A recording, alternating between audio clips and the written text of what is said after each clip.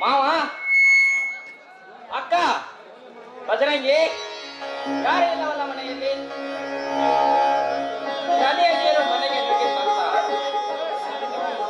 ನದಿ ನೀರು ಮನೆಗೆ ನುಗ್ಗಿತ್ತಂತ ಸರ್ಕಾರಕ್ಕೆ ತಲೆಬಾಗಿ ಬೇರೆ ಕಡೆ ಹೋಗಿರಬಹುದೇ?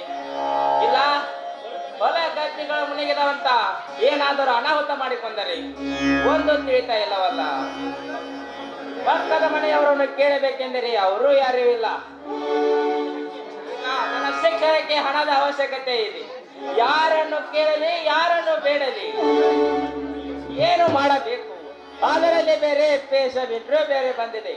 ಅದರ ಖರ್ಚಿಗಾಗಿ ಹಣ ಕೇಳಲು ಬಂದರೆ ದೇವರೇ ಇದೆಂತ ಖಚಿತವೇ ಅಪ್ಪ ನನಗೆ. ತಂದೆ ಎಲ್ಲಿದ್ದಾರೋ ಗೊತ್ತಿಲ್ಲ. ತಾಯಿ ಇಲ್ಲದ ನಮ್ಮ ಬದುಕು ಪರಿಣಾಮಂತಿದೆ. ಮಾವಂದಿರಲ್ಲೇ ಇದ್ದರೂ ಹುಡುಕಲೇಬೇಕು.